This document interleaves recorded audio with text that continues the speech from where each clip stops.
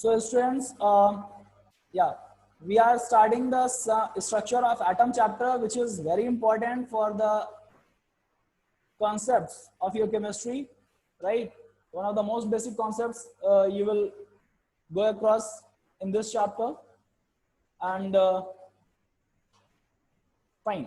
So while studying this lecture, please have your NCERT books in your hands and one pencil. So whatever extra I'm speaking, please keep noting down the things. As you know that the term atom was discovered in 1808 by John Dalton, first time used by John Dalton, and the term means was derived from a Greek word atomio, which means non-divisible, which cannot be divided, something which cannot be divided. It means during 1808 it was the opinion of the people, opinion of the scientists that atom cannot be divided. And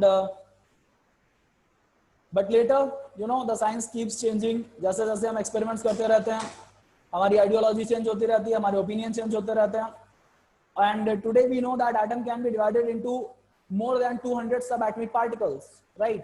But as per your syllabus, you will have to study only about 3 subatomic particles, that is proton, electron, and neutron. So let's study first of all about the John Dalton.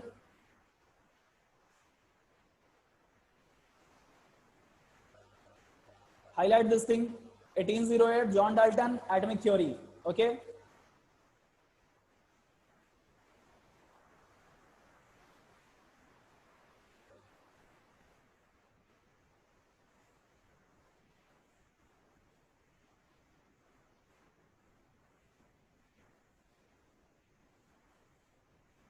Fine. So this is clear to all of you that John Dalton ने बोला है कि atom cannot be divided, right? अगर हम किसी चीज को तोड़ते जाएं तो smallest particle जिसको हम नहीं तोड़ पाएंगे further, that is atom, the simplest unit, okay? But बाद में हमें इलेक्ट्रॉन, प्रोटॉन और न्यूट्रॉन के बारे में आप लोगों को पढ़ाया जा चुका है बेसिक 9th में. बट ये आइडिया हमें कैसे आया, राइट? फर्स्ट टाइम ये आइडिया कैसे आया? This time in class 11th you have to know more about this. So we will directly start studying about the subatomic particles. Subatomic particles, as you know, Dalton's atomic theory was able to explain the law of conservation of mass, law of constant composition, law of multiple proportion very successfully. These laws you already have discussed in chapter 1, right? और नहीं पढ़े हैं तो please go through the chapter once again. You will be able to understand. These are very basic laws which were the part of even your class 9 syllabus. However, it failed to explain the result of many experiments. For example, it was known that substances like glass or ebonite, when rubbed with silk or fur, generate electricity, right? Static electricity के experiments जो class 8 में आप लोगों ने किए हैं. Many different kinds of subatomic particles were discovered in 20th century. However, in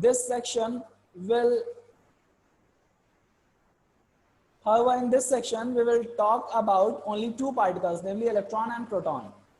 I'll give you some idea about the neutron as well, but as per NCERT, we have to discuss only about the electron and proton this time. So, discovery of electron. To know the basic of discovery of electron, you must know the cathode ray experiment, right? Cathode ray discharge tube. So in 1830, what happens? Michael Faraday. Please stop writing on your screens. This is a whiteboard on which all the participants can write. Okay? So I think you all are sincere students. You will not disturb the screen.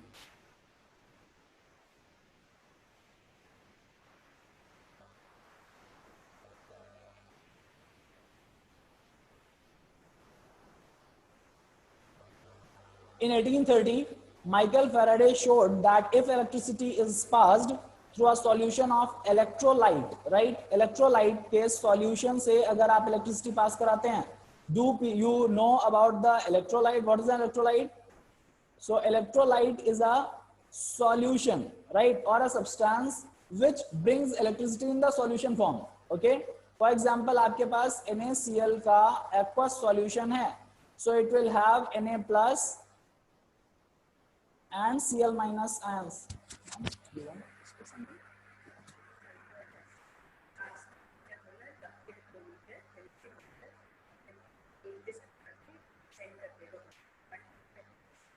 जो लोग present हैं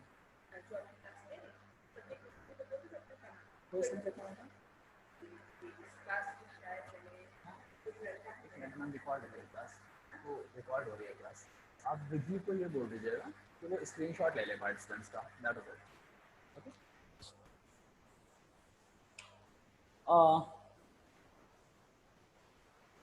yes, so I was telling about in 1830 Michael Faraday showed that if electricity is passed through a solution of an electrolyte, okay, अगर आप electrolyte से electricity पास कराते हैं, electrolyte क्या है, जो सॉल्यूशन या फ्यूज्ड स्टेट में, मतलब डिसॉल्व्ड फॉर्म में या फिर फ्यूज्ड स्टेट में, fused means molten state, okay, पिघली हुई अवस्था में अगर इलेक्ट्रिसिटी कंडक्ट कर रहा है तो we will consider that as electrolyte, and in detail you will study about this in class 12th chapter electrolysis or electrolytes, electrolytic reactions. So just मैं एक example दे रहा हूँ. For example, you are having aqueous solution of NaCl, so you will have Na plus and Cl minus ions, and these ions will transfer to conduct the electricity here. Chemical reactions occurred at the electrodes. Yes, electrode में electrodes are the rods which are used here. Class 10 में आप लोगों ने इसके बारे में थोड़ा सा पढ़ा होगा. which resulted in the liberation or deposition of the matter, जिनसे क्या होता है, या तो लिबरेशन होता है, अगर कुछ गैसियस सब्सटेंस फॉर्म हो रहा है तो that will liberate, that will leave the electrolytic cell, okay, और deposition of some matter at electrodes, okay, अगर सॉलिड सब्सटेंस फॉर्म हो रहा है इलेक्ट्रोड्स पे as a result of the electrolytic reaction, then you will see the deposition of the material at the electrodes. He formulated certain laws which you will study in class 12. Faraday's law करके हैं, I will teach you. These results suggested the particulate nature of electricity. An insight into the structure of atom obtained from the experiments on electrical discharge through gases. Before we discuss these results, we need to keep in mind a basic rule regarding the behavior of charged particles. Like charges repel each other and unlike charges attract each other. And actually, before we study it, आपको अब ये मान करके चलना है थोड़े time के लिए कि इलेक्ट्रॉन जैसी कोई चीज एग्जिस्ट नहीं करती है. हम 1808 में वापस हैं, 1830 में हैं, और हम देखेंगे कि इन एक्सपेरिमेंट्स से कैसे पता चला और कैसे हमने प्रेडिक्ट किया the discovery of electron. Okay, तो बी अ डिस्कवरर, मतलब आप फ्यूचर में आकर के पास्ट को आज के रिजल्ट्स की नजर से मत देखिए.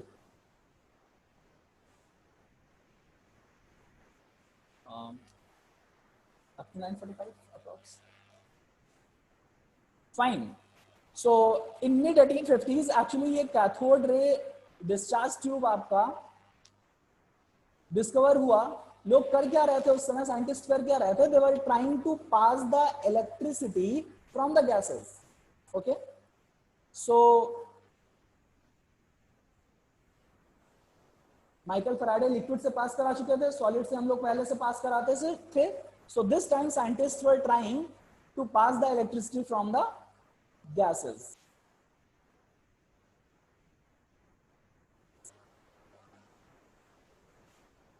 एंड उसके लिए जो एपरेटस यूज करते थे, that apparatus was known as cathode ray discharge tube. Actual में उनको डिस्चार्ज ट्यूब बोलते थे, बाद में उसमें कैथोड रे का डिस्कवरी हो जाएगा तो नाम रख दिया गया कैथोड रे डिस्चार्ज ट्यूब. अभी आप डिस्चार्ज ट्यूब जान सकते हैं. अ कैथोड रे, अभी जो कैथोड रे डिस्कवर होगा उसमें क्या था, is made of glass containing cathode ray tube. Fine, ये वही CRT हैं जो पुराने मोटे वाले मॉनिटर्स आप लोग यूज करते थे. CRT, cathode ray tube. Okay, so a cathode ray tube is made of glass containing two thin pieces of metal called electrodes. इसमें ग्लास का apparatus होता था दो थिन पीसेस ऑफ मेटल होते थे जिनमें हम इलेक्ट्रोड्स बनाते थे. Sealed in it, the electrical discharge through the gases could be observed only at very low pressure and at very high voltages. ध्यान रखिएगा, गैसेस का रेजिस्टेंस बहुत ज्यादा होता है गैसेस स्टेट का. So we should have very low pressure and we should have very high voltage to observe the flow of electricity through the gases. Underline कर लीजिए इन दोनों पॉइंट्स को, स्टार बना लीजिए. To pass the electricity from the gases, we must have very low pressure and very high voltage. The pressure of different gases could be adjusted by evacuation. जो pressure है different gases का वो adjust किया जा सकता है bye evacuation. Evacuation मतलब आपने एक वैक्यूम पंप सेट कर रखा होगा.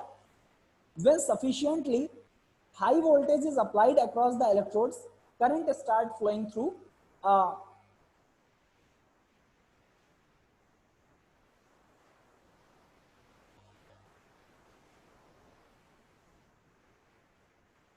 stream of particles moving in tube from the negative electrode cathode to positive electrode, that is anode.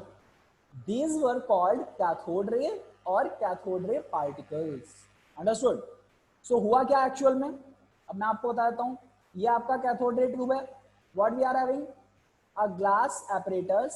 ये जो सेटअप है बेटा, दिस इज ऑफ ग्लास, जिसमें एक वैक्यूम पंप सेट है जिससे हम प्रेशर मेंटेन करेंगे एंड हाई वोल्टेज, राइट. क्योंकि गैसेस से इलेक्ट्रिसिटी पास कराने के लिए जो दो चीजें जरूरी हैं, first low pressure and high voltage. Got it? So we will adjust the pressure with the help of vacuum pump. फिर हमने हाई वोल्टेज मेंटेन किया, तो इसमें कैथोड की तरफ से कुछ पार्टिकल्स का फ्लो होना शुरू हुआ. एक्चुअली दीज आर, आज की स्टडी के बेसिस पे मैं बता रहा हूं, these are stream of electrons, moving electrons, right? These are called cathode rays. तो कैथोड रे में और कुछ नहीं है, just a stream of electron है. ओके, हमने ऑब्जर्व कैसे किया, अगर कैथोड से इलेक्ट्रॉन्स एनोड में जा रहे हैं तो दिखे कैसे. Let me tell you about this.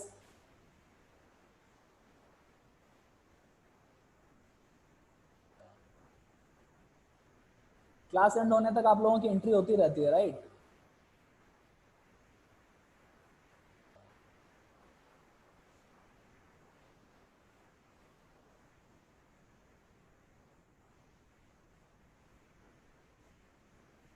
हुआ क्या बेटा,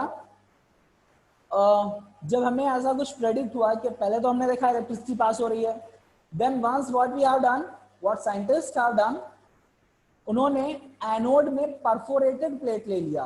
you know, perforated plate, perforated मतलब जिसमें छेद थे. ओके, और उसके पीछे, एनोड के पीछे उन्होंने फ्लोरेसेंट मटेरियल की कोटिंग कर दी. What is a fluorescent material? Fluorescent material वो होता है जिससे जब चार्ज पार्टिकल हिट करते हैं, फॉर एग्जांपल मेरे हाथ में फ्लोरेसेंट मटेरियल लगा हुआ है, अब इस पर कोई भी charge particle, that charge particle में भी electron, proton, neutron, alpha particle, neutron नहीं हो सकता sorry, alpha particle, beta particle, any cation और एनी एनायन, राइट. वो चार्ज पार्टिकल इससे टकराएगा तो यहाँ पर एक साइंटाइलेशन प्रोड्यूस होगा. यू नो, साइंटाइलेशन, साइंटाइलेशन क्या होता है, एक चमक डेवलप होगी, मतलब एक चमकता हुआ स्पॉट बन जाएगा. फाइन, शाइनिंग स्पॉट बन जाएगा. So that is called fluorescent material, या फिर इससे काफी मिलती जुलती चीज है फॉस्फोरेसेंट मटेरियल. इन दोनों को आप अंडरलाइन कर लीजिए, इनमें बहुत बेसिक डिफरेंस है, अभी के लिए आप मान सकते हैं सेम है. ठीक है, कभी ऑफलाइन क्लास में मैं आपको इसके बारे में बताऊंगा, या ऑनलाइन क्लास में अगर पॉसिबल हुआ तो. मटेरियल यहाँ पर जो हमने यूज करना है वो है जिंक सल्फाइड, ZnS. और भी बहुत सारे फॉस्फोरेसेंट और फ्लोरेसेंट मटेरियल हैं, but for time being you can have the example of zinc sulphide, ZnS.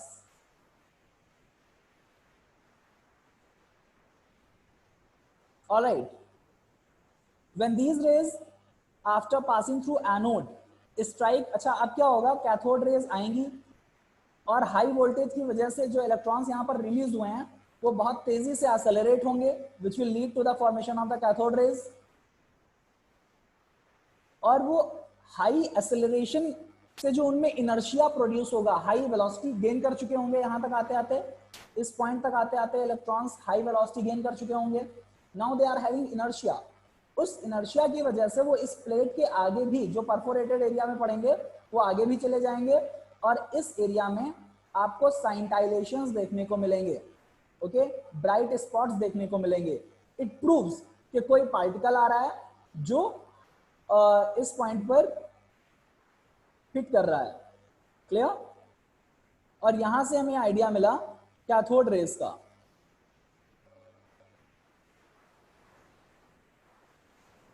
Now let's study the properties of the cathode rays. First of all, result of the experiment. The result of these experiments are summarized below. The cathode rays start moving from cathode to anode. जो summary निकाला, जो conclusion निकाला इन experiment से, that was कि cathode rays start करते हैं cathode से and they come back and move towards the anode, और वो anode की तरफ वापस आ जाते हैं। These rays themselves are not visible.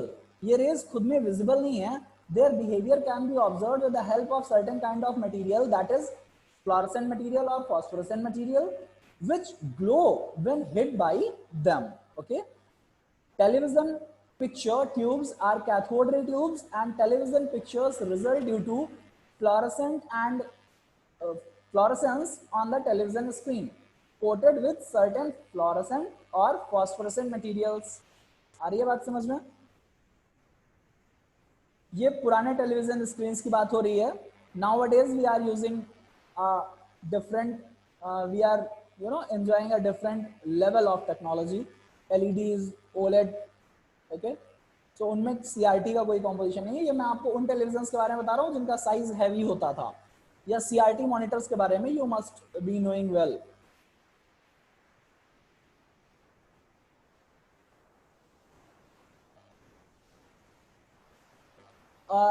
Vidhi or any other student, please take the screenshot of the participants, okay,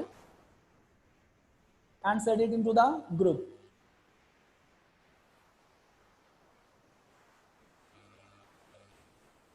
Students, meeting आपका end होने वाला है। 7 approximate 8 minutes are left. So last के 1 minute में आप डिस्कशन कर लेंगे। हम लोग डिस्कशन मतलब इसको एंड करने की कोशिश करेंगे, अदरवाइज अचानक से मीटिंग ऑफ हो जाएगा। Fine, these two properties are clear, I think. The third is in absence of electric or magnetic field. अगर हम इलेक्ट्रिक फील्ड या मैग्नेटिक फील्ड नहीं लगाते हैं, ओके, तो these cathode rays go in the straight line, तो ये straight line में मूव करते हैं। बट अगर हम इलेक्ट्रिक फील्ड या मैग्नेटिक फील्ड अप्लाई करते हैं तो these cathode rays, भाई इलेक्ट्रिक फील्ड हो या मैग्नेटिक फील्ड हो, यू पीपल नो दैट अगर उस पार्टिकल में, किसी भी मूविंग पार्टिकल में चार्ज है तो वो इलेक्ट्रिक फील्ड या मैग्नेटिक फील्ड से उसके पाथ पर इफेक्ट पड़ेगा अगर वो मूव कर रहा है तो, राइट? मतलब वो अट्रैक्ट या रिपेल होगा।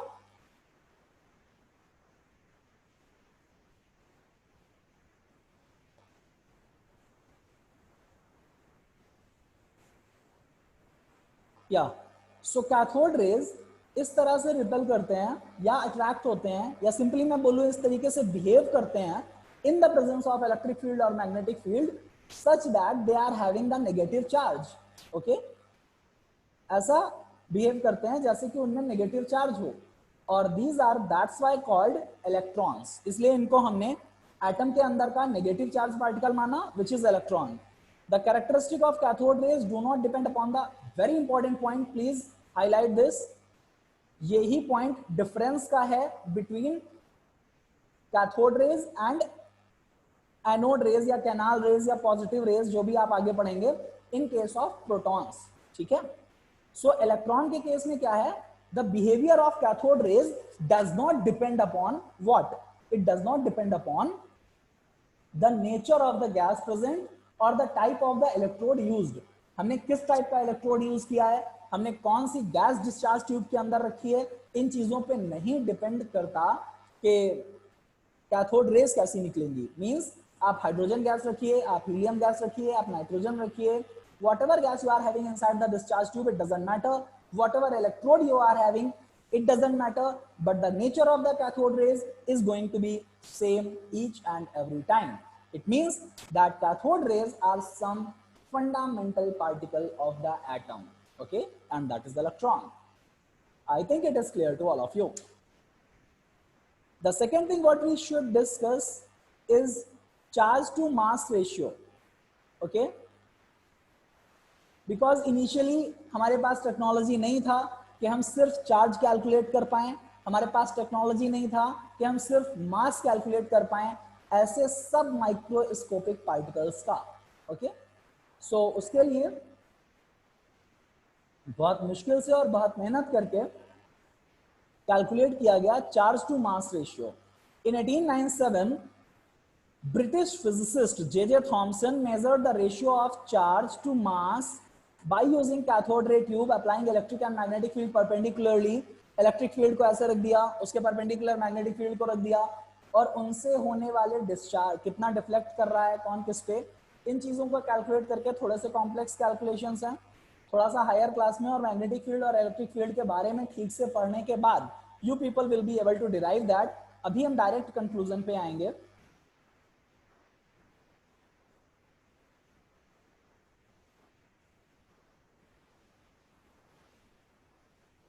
सो फाइनली वो इस तरीके से इसको कैलकुलेट कर पाए। मैं डायग्राम से बता देता हूँ। सी,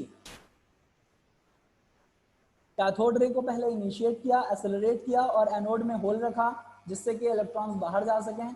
देन उन्होंने अभी पीछे आपने पढ़ा, in absence of any field they will move straight line, तो वो स्ट्रेट लाइन मूव कर रहे थे।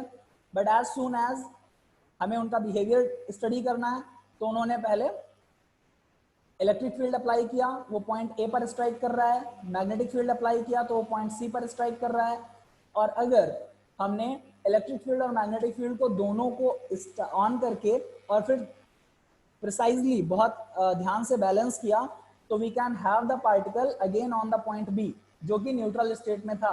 उस कंडीशन में हम पता कर पाएंगे how much electric field is required to neutralise the effect of how much magnetic field, और उसकी हेल्प से हम पता कर पाएंगे the charge to mass ratio, okay.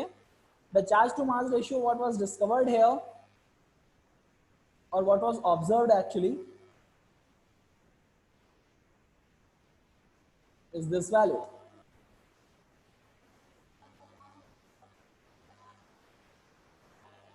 Fine, आप इसको लर्न कर सकते हैं या आपको सिर्फ एक बेसिक आइडिया हो सकता है आपके ब्रेन में, that is it. Apart of this students, आप लोगों को करना क्या क्या है, look in your fair notebooks we must have all the NCERT questions, और प्रैक्टिस के लिए you are free to solve any book, okay. आप कंपटीशन का, जेई या नीट लेवल का बुक सॉल्व कर सकते हैं, you are free to ask any question, and your fair notebook time to time maintain करते रहिए because that is also required, okay. So this is for today. Tomorrow we will study about the charge on electron. Yes, it is your homework, students. You will see some animation video on Millikan's oil drop experiment. It is a very good experiment, and with the help of this experiment you will be able to calculate the charge on the electron. जैसे ही आप charge calculate कर लेंगे, you will get the mass of the electron as well. Okay, so this is for today. I hope आप लोगों को समझ में आया होगा। थोड़ा सा आपको पैरेलल स्टडी करना पड़ेगा, and as per government guidelines soon we will get the schools open, okay. But जब तक ओपन नहीं हो रहे हैं, study should not be tolerated, okay. So keep studying, keep learning. Thank you class.